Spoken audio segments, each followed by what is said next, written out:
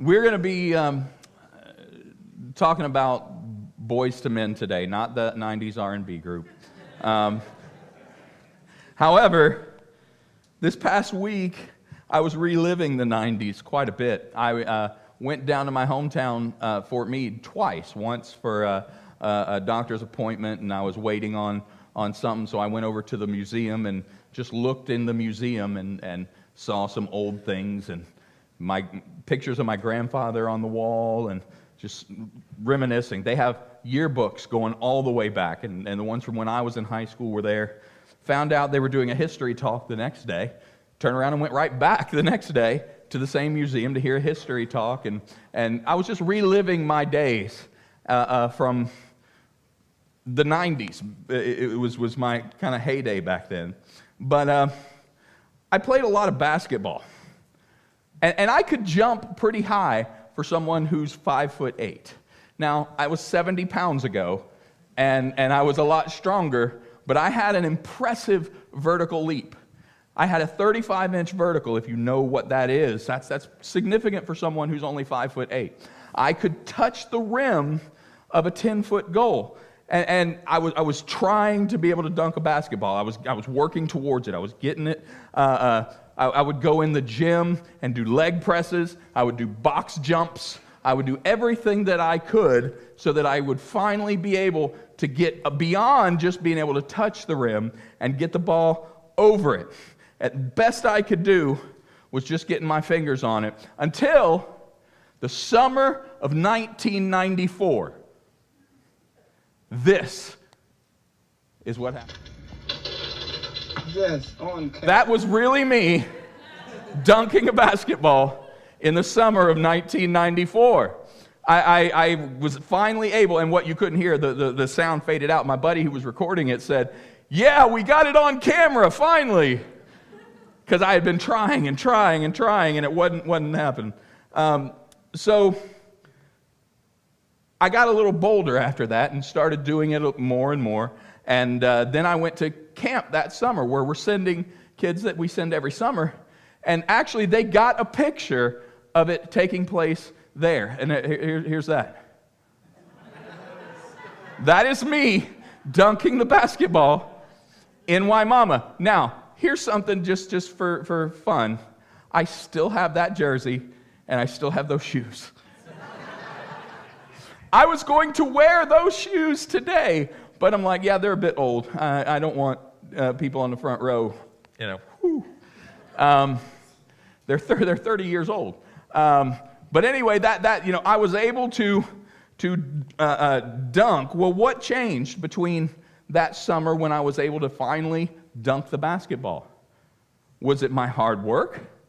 Was it my relentless dedication? I committed to do it, and I had my mind set. Did I grow over that summer? Did I gain enough height in that last little growth spurt to put me over the top? No. Here's what the difference was. That basketball goal and the one on the video were 9.5 feet. They weren't 10 feet tall. I wasn't able to jump any higher than I was the summer before. I still was able to touch a 10-foot rim, but not put the ball over. I could reach that height, but I couldn't exceed it. Now, a full-size basketball is 9.5 inches in diameter, which means, because it's round, there aren't sides, but it's 9.5 inches tall, which means in order to dunk a basketball on a 10-foot rim, you've got to be able to jump about 10.5 feet in order to get the ball over the rim, to control it and push it down. So in order to reach that goal and give the appearance that I was able to do it, a 10-foot rim is a standard, is 10 feet. What I did was I lowered the standard so I could have the appearance of achieving. Even though I could do what nobody else could do. Nobody else in my school, nobody else that I knew was my height, and I wasn't as thick back then. I was muscular. But nobody else could do what I could do with a 35-inch vertical. It wasn't good enough. So I lowered the standard. God has a standard. God has a standard of living, and it's holiness. And I believe that God is tired of us lowering the standard so that we can feel successful and we can feel valued. When we lower the standard for holy living, it gives a false sense of accomplishment. When we lower the standard, we think, I've made it, I finally did it. And what happens is we stop moving forward. And here's the thing, when we're dealing with our lives and working through the difficulties of our lives, when we're not moving towards God, we are not actually staying still. If you're not moving towards God, you're moving away from Him. So when you lower the standard and you feel like you've made it, the reality is that you're being left behind. And you're getting further away from God. So like I said, the title, Living in My 90s Day, is Boys to Men. But no, I'm not talking about Motown Philly. Ladies, you kind of have the week off because I'm talking to men today, but you don't really have the week off because I'm going to ask you a favor. When I say some things, don't elbow the guy next to you and go, hey. Please don't do that. But we're going to take a look at the difference between men and boys. I know men who are in their 40s still haven't grown up. They still act like boys. I also have seen boys 15 years old that act like men. Our key verse for today was our call to worship. It's 1 Corinthians 16, verses 13 and 14. Be watchful, stand firm in the faith. Now, let me hear the men say this and put some bass in your voice, that next part. Act like men. Let's do it again. Be watchful, stand firm in the faith, act like men. Be strong, let all you do be done in love. Father, thank you for your word. God, I thank you that we're gathered here today with fathers and other men, that we can come before the throne and look into your word and see how you've given us the ability to thrive in biblical manhood. Not what the world says is a man, but what you say. And when we come into your presence, we can do so with our eyes looking to you, our head bowed in humility, but looking to you as the author and perfecter of our faith. In the name of your Son, Jesus. Amen. I think we all realize that just because a boy turns 18 or turns 21, that doesn't make him a man. I was well past that, and I was still a boy. In that verse, there are character traits that are associated with biblical manhood, and we're going to break down all 5 of them. Be watchful, stand firm in the faith, act like men, be strong, let all you do be done in love. So looking back and going through each of those, the first one is be watchful. It's a man has vision for his life. A man will have vision and purpose. Boys live day to day, but a man has vision. A man will make decisions and plans long term. The next one, it says stand firm. Stand firm in the faith, because temptation is always right there. The temptation to fall into whatever this is, or the temptation even just to be distracted from what you're supposed to be focused on. That temptation is there, so we stand firm. Even when everyone else around you lowers the standard. Boys go with the flow, but a real man stands up and stands out. The next one says, act like men. That's the big idea of this message. Act like men. Other translations say be brave. That Greek word there is a Greek word, adrizo, which means a man of courage or brave. Why? Because boys stick to what's familiar, but men blaze new trails. Be strong. Don't be afraid of hard work.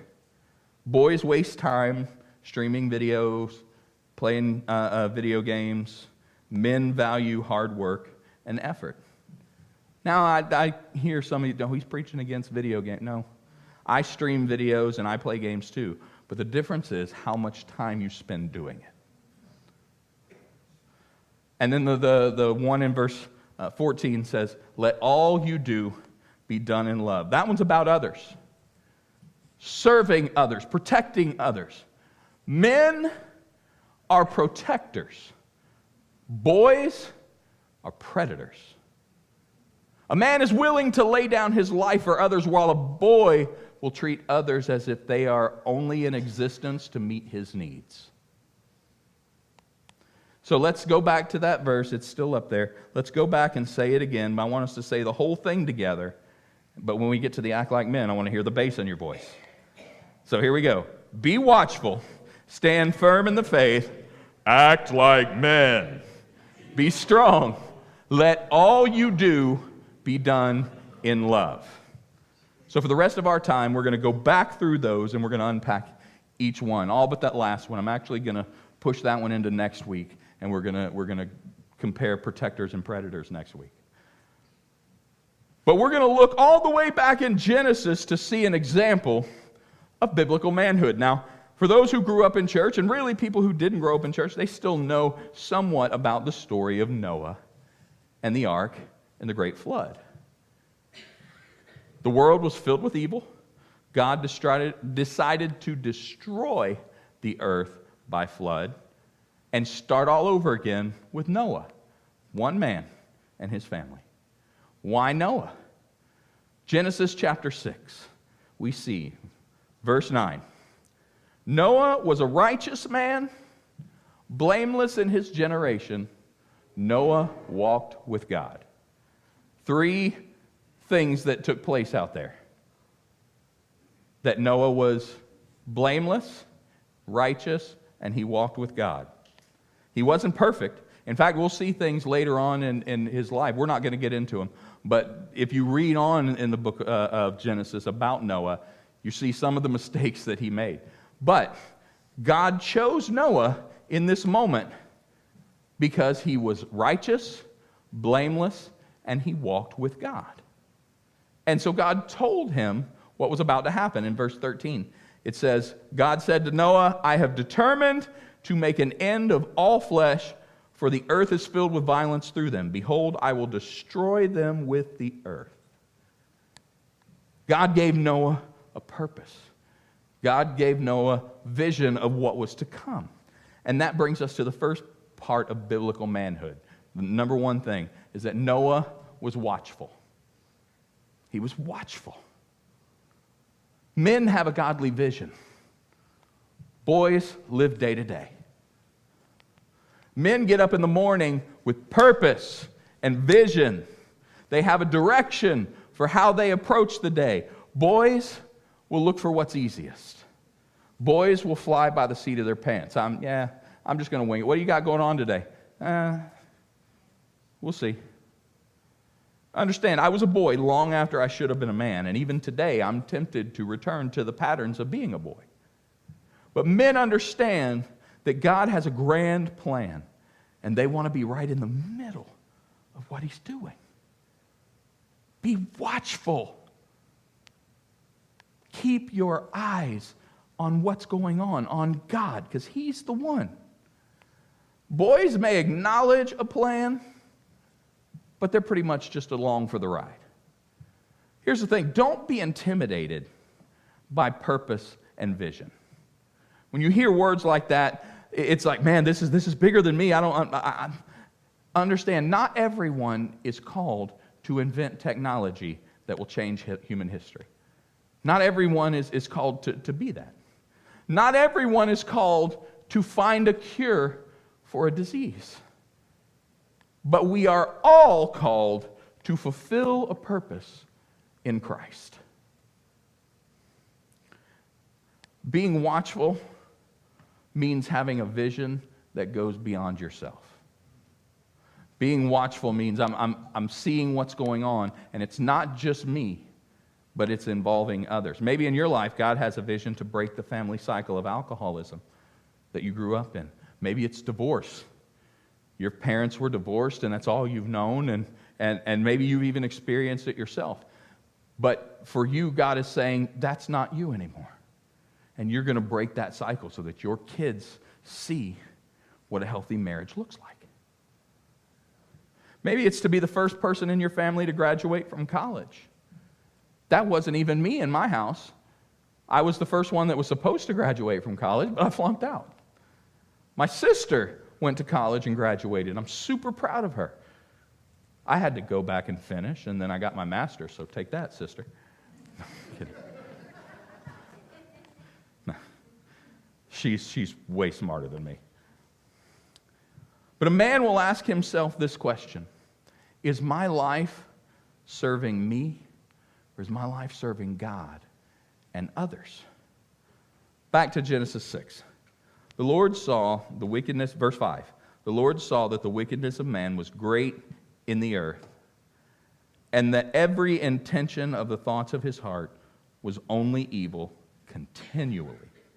And the Lord regretted that he had made man on earth, and it grieved him to his heart.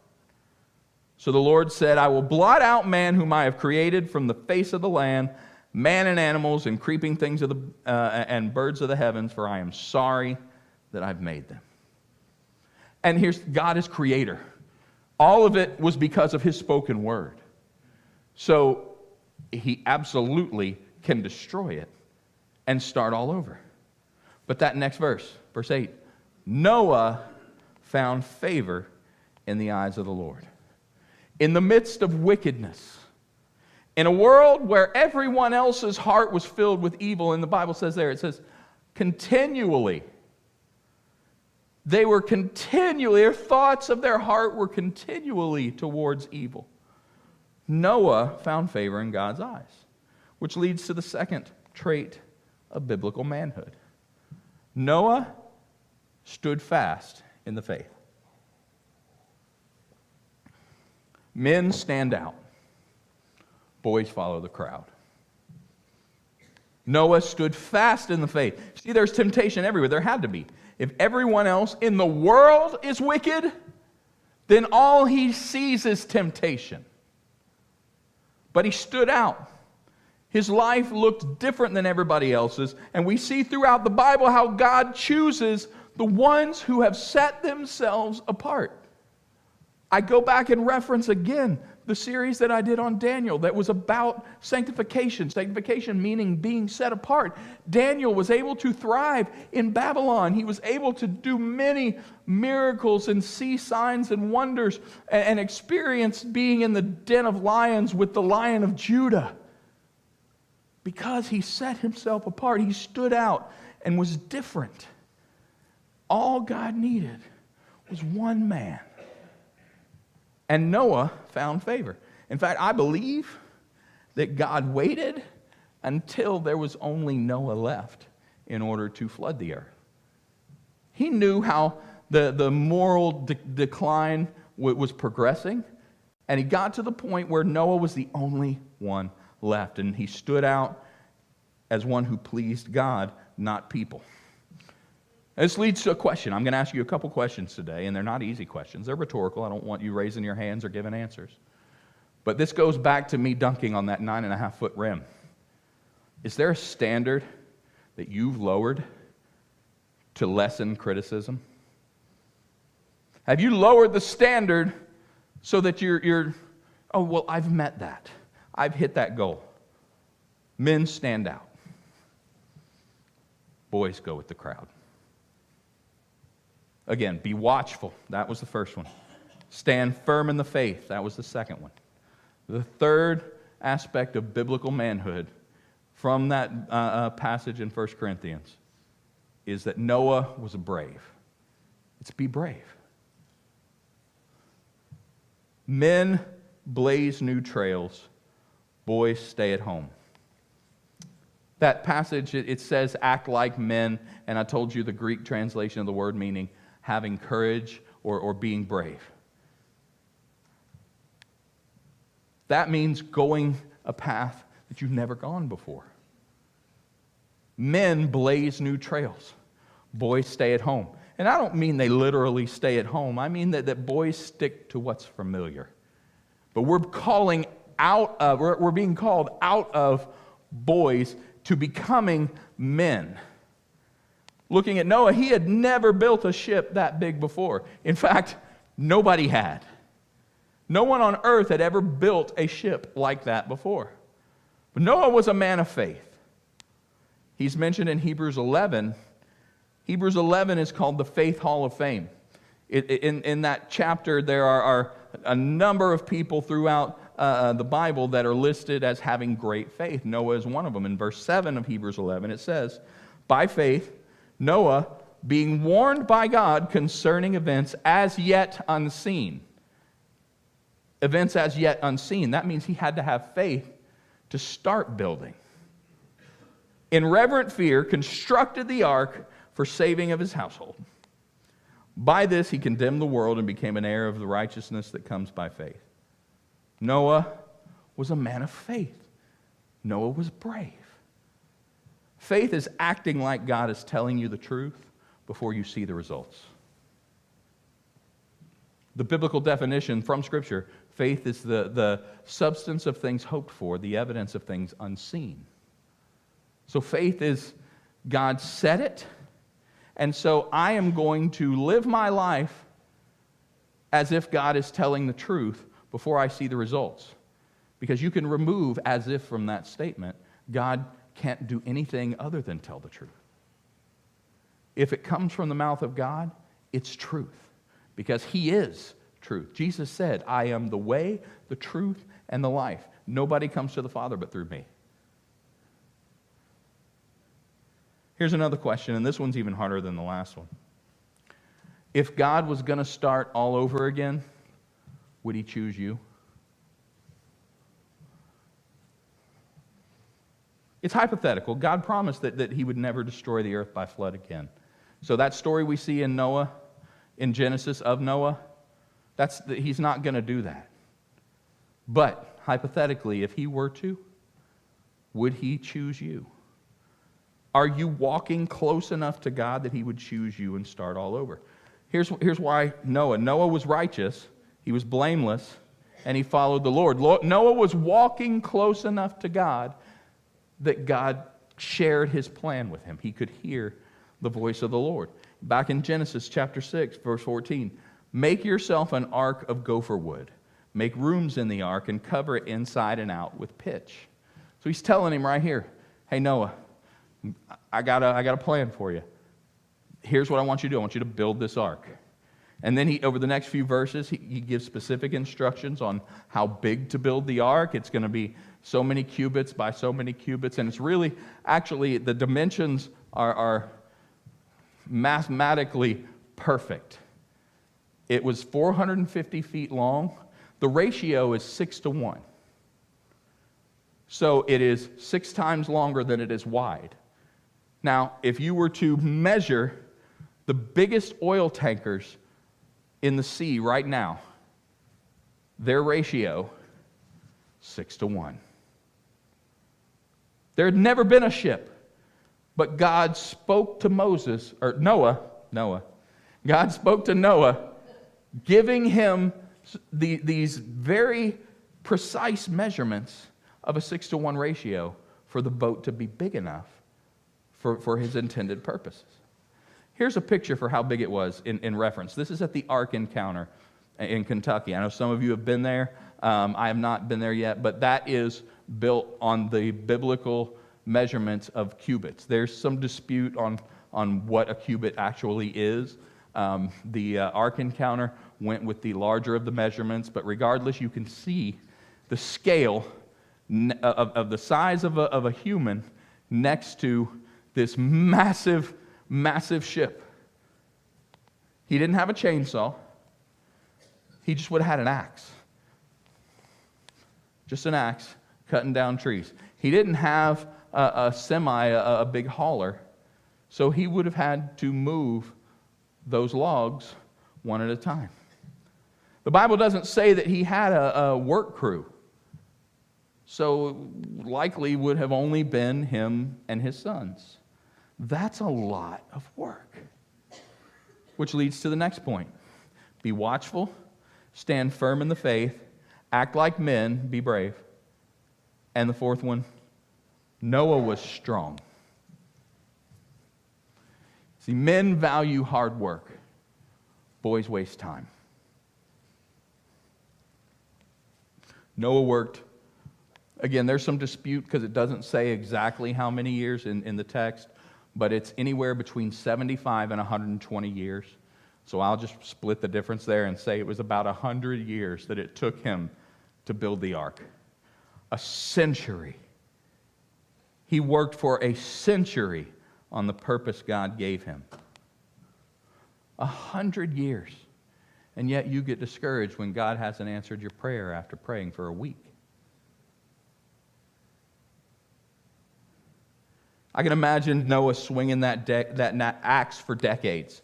You know, he's in his 15th year of cutting down trees. God, man, when's this project going to be done? You gonna give me some extra help here? You gonna chop down these trees for me? We've prayed for people to be healed, and it hasn't happened yet. Keep swinging that axe. You've asked God to meet that financial need because you're being crushed. You don't have enough to make ends meet, and you've prayed and done everything that you know to do.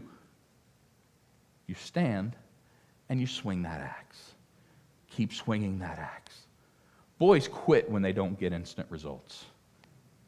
Boys quit when they walk in and see the task ahead of them. 100 years to build a boat for a flood that I don't even know what a flood means. Rain, what is that? There's no biblical evidence that there ever was rain before this. What is even going to happen? Boys will walk away from something like that. Noah kept swinging that axe, decade after decade. I can picture Noah. He's got muscles on muscles, man. I mean, he's just swinging, just cutting, hauling, sawing, putting it together. Men stick with it because it's through that hard work that God's vision becomes a reality. Keep swinging your axe. Keep swinging your axe. Your prayer hasn't been answered? Be strong. Swing that axe again. Verse 22, Noah did this. He did all that God commanded him. He built it. All that God commanded. And that means he did it exactly what God said. He didn't do it halfway. He didn't lower the standard. He was like, I think if I, do one or two decks less than what God said, it'll go up a lot quicker. I think if we can get skinny elephants to put on the ark, we can save some room, and it can maybe be about 50 feet shorter. Maybe we don't need possums. We'll do away with those. Whatever. Noah didn't lower the standard. It was hard work, and he was strong. Watchful. He stood fast in the faith. He acted like a man. He was brave, and he was strong. Here's how we handle this today. We do some of what God said, but we treat the rest like a suggestion. And it may not start out that way. We may start out with God's given vision to us, fully intending on accomplishing it, but somewhere along the way it just gets too hard. Somewhere along the way our arms grow weary and we can't swing the axe another time. We've been working at this, and look, after this, God limited man's lifespan, so we don't have 100 years to be swinging an axe where we can live to be centuries and centuries old like Noah. But if you even just take the percentages of his life and dedicate that to our lifespan, working that long on something is intimidating. And when you're at it for so long, the temptation is to lower the standard. Because it's just too hard. I remember when I was first able to touch a 10-foot rim. I was so excited. It was at the basketball court at my high school. And I jumped up and I was able to just graze the metal on the rim. And I looked around, like, was anybody here to see that? They weren't. I did it the next day I was at school. Someone was like, oh man, you got super ups. So I started, puffing my chest out. Yeah. And I had that goal in my mind. I'm going to work hard and I'm going to be able to dunk. But along the way, the work was too hard. And I lowered the standard. Becoming a man means following God's instructions exactly as He gave them, even if it seems foolish at first. When I was looking at this the other day, I found something interesting that I didn't know. Do you know what the Jewish tradition is? That what is the first thing Noah did after God told him to build the ark? Jewish tradition says it's something. It wasn't drawing plans. It wasn't chopping trees. Jewish tradition, now this isn't in the text, but this is what Jewish tradition teaches. The very first thing Noah did after God told him to build the ark was to plant trees. Because that is a long-term vision. This took 100 years. Those seeds would have become great trees that he could cut and harvest and use in the building of the ark. That's having faith in God's vision. Will you stand? I'm going to finish this next week. The last one that's from verse 14 is, let all you do be done in love. And I'm going to spend some time there talking about the difference between protectors and predators. But today, I want us to end the service in a specific way. I don't usually do this, but I just felt yesterday as I was preparing the last little bits of this, I felt led of the Lord that this is where the direction we needed to go during our prayer time. I'm asking all the men in the room to come down front, and I want to pray over all of you.